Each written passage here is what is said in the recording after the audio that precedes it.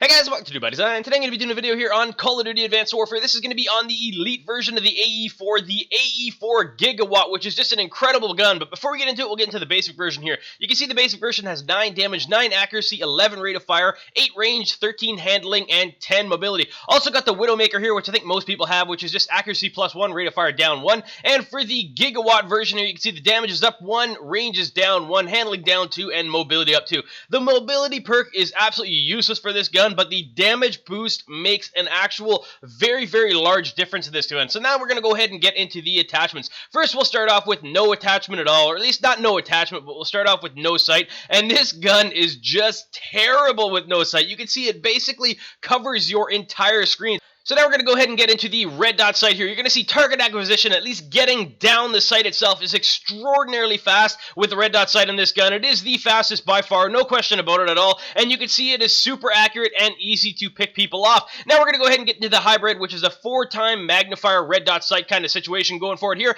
And you can see target acquisition is pretty good. That guy was kind of jumping around, so it was a little bit harder for me to get onto him there. But that's more because of my aim than anything. Of course, the guy ends up running around and respawning, and I end up grabbing him again, but that's all right. Now we're going to get the autofocus sight, which automatically zooms down, and you're going to see some extraordinarily bad aim here. I apologize for this, guys. I hadn't played Call of Duty in quite a long time when I went back to it here. Anyways, now we're going to get into the target enhancer here. You can see basically what it does is it makes your target red, just basically highlights them as though the threat detection was on. And now we're going to go ahead and check out the thermal here. You can see the thermal, like all sights, it basically just makes the person turn up red and ignite red for it, so it's easy for you to see them. You can see target acquisition on this gun is actually pretty reasonable. Usually on the thermals, it's extremely slow, but for some reason on this gun, it is super fast. Now we'll get into the ACOG, which is really good for close range and far range there. You can see, again, my accuracy is a little off. That's just because I haven't played in a long time.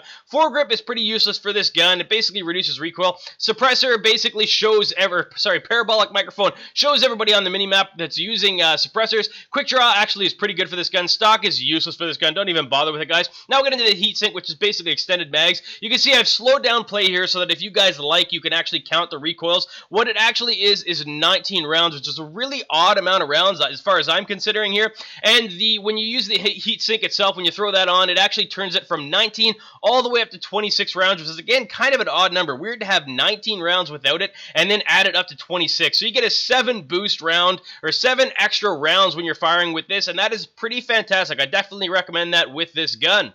If you guys enjoyed this video or found it useful at all, it sure would help me a lot if you guys would click that like button. Also, if you guys have time, you can hit that bright yellow subscribe button just in the center there. That'll notify you every time I publish a new video. Thanks very much for watching, guys.